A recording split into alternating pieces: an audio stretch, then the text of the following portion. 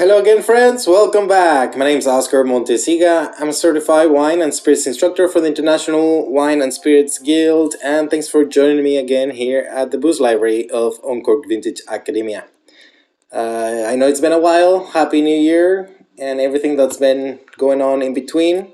We just haven't been able to record in probably a little over a month. But you know how the end of the year is for industry professionals, and by that I mean the food and beverage industry, which just they've been trooping along all the big parties for the holidays. But thanks for joining me today. I'm bringing you a special episode, and I think it's going to be a series of episodes, at least 4 total. Maybe it'll grow. But for the next few episodes that I'm recording, I want to bring you something a little out of the box.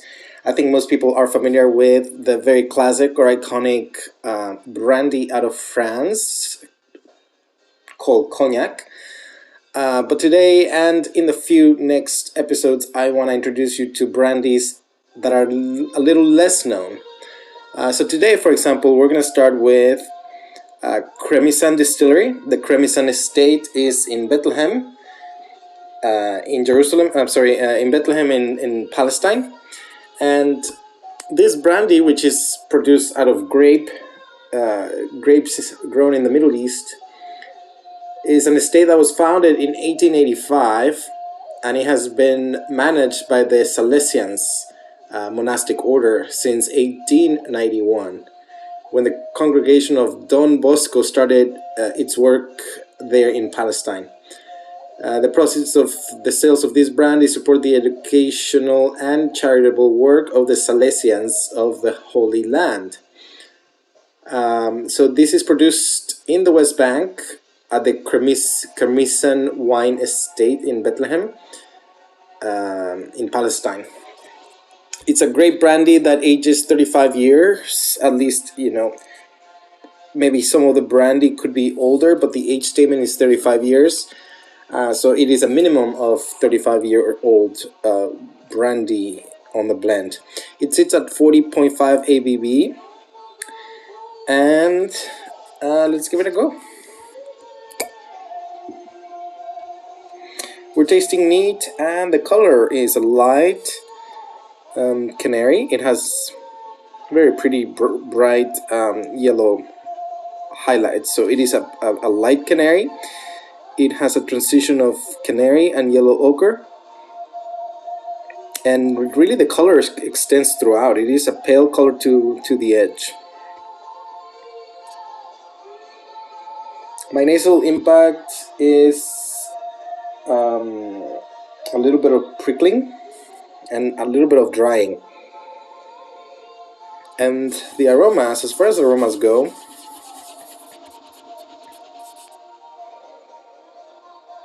there is definitely a lot of influence from exotic wood and a perceived sweetness on the nose of honey. So there's a lot of honey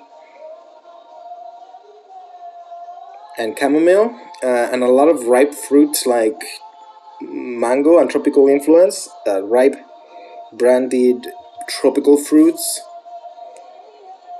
And then it's like a very sweet orange peel, orange oils, some savory exotic spices, mahogany wood, chamomile, anise, a little bit of dill, a little bit of fennel, dry fennel,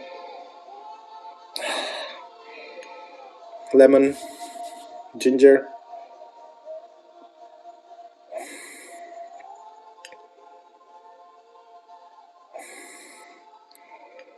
There's menthol,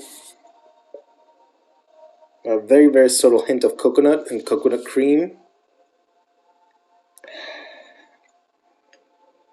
and apricot, peaches, pears, apples. So it definitely has a lot of fruit influence from the wine itself, the grapes. And then there's the influence of the oak wood contact, the oxygen, the terroir, where both the grapes are grown and where the cellar is. So the production intensity is adequate and simple to complex, and the élevage is both adequate and complex. The character is fine. I really feel like I want to revisit to see how much more I can get, how much it evolves. So average length, but fine. Two very fine character. Okay.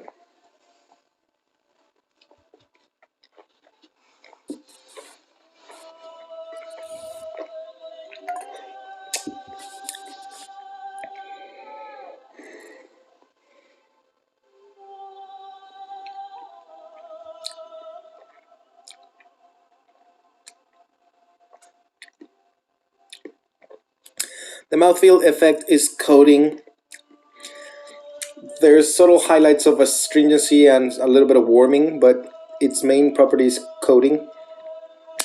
The alcohol and glycerol are they're smooth. It's a medium body brandy with sufficient alcohol. Um, the primary taste is both sweet, primarily sweet, and there's a little bit of bitter and salty highlights, and buttery smoothness.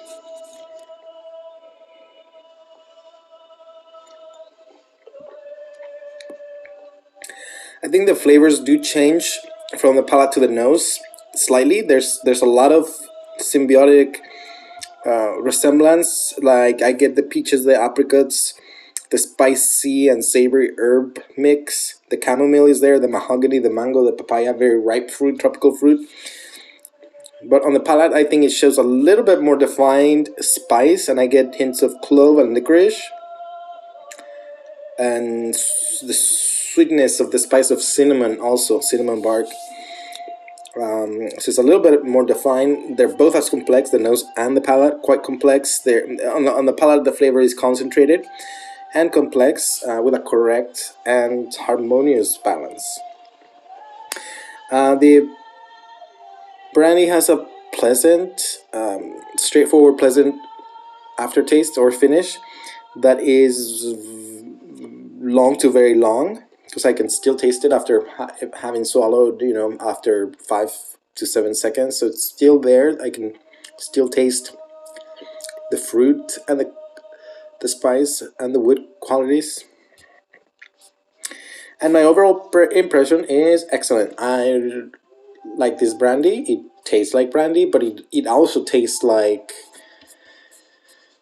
the crossroads of the Middle East, and it just tastes both complex, harmonious, and unique. There's definitely some uniqueness to it that I don't think you're gonna find in other brandies necessarily. I don't necessarily think it's extraordinary by any means, but it is excellent. It is balanced, and it is a good benchmark for typicity for brandy. It is, overall smooth. There's nothing out of balance, which is great. There's nothing underwhelming or overwhelming. And keep it simple. I would definitely pair this with some light cheeses and some light meats, but also I think it will play with food well, like savory mezza foods, like traditional hummus bitahini or, with the pita bread, Arabic bread, maybe a little bit of yogurt. It could also play well with some couscous dishes, I think. And overall, will go great as a closer of the meal as well. But I don't know that I would mind it with a little bit of Middle Eastern cookies like Ma'amoul or Grabe, or I think baklava, or like those lady fingers, maybe a little too sweet versus the Ma'amoul cookie. It's a little more restrained on sugar, and I think that would go actually very nice with that honey and pistachio or nut walnut influence. Beautiful pairing.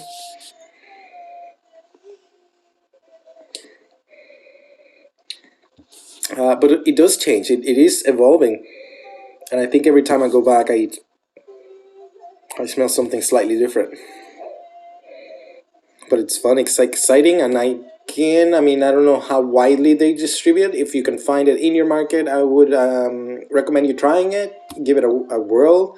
Support Palestinian countrymen and people that have seen a lot of struggle. Um,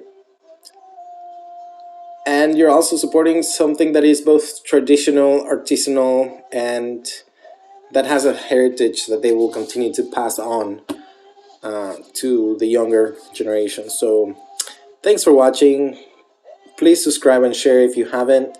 Subscribe just so that you get notification on the next video that I'm publishing. And just to give you the preview of what's coming up as a special series, like I mentioned at the beginning, it's going to be based on brandies that are a little out of the box, that you may not be aware of, or maybe not that commonly thought of as great producing brandy countries. And for example, I think one of the biggest historical heritage of brandy, going from the Middle East, we're gonna visit Armenia, and Armenia has a huge tradition of brandy making. Um, then we're gonna also visit South Africa, and eventually we'll end up in Peru in South America. And of course, I think most people recognize Peru as a world-class pisco producing country. Pisco is beautiful, and I don't think I've done a review or evaluation on pisco yet, but I've done some pisco cocktails, so make sure to check that out if you get a chance. But I'm not tasting pisco. I'm tasting a brandy. Base is basically an aged brandy out of Peru. And then again, stay tuned for the Armenian and South African takeovers. So I hope you like this video. I hope you learned something new. I hope it makes you want to venture out to explore the shelves further, because I mean, even though people do recognize cognac and they have a great marketing monarchy, there are other great brandies, and you have seen me taste Armagnac with a good friend Zach Newman that was here. We tasted both a Blanche and an aged vintage Armagnac.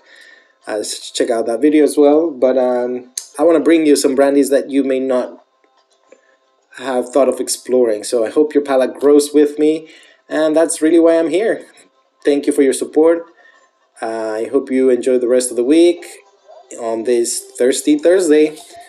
Cheers.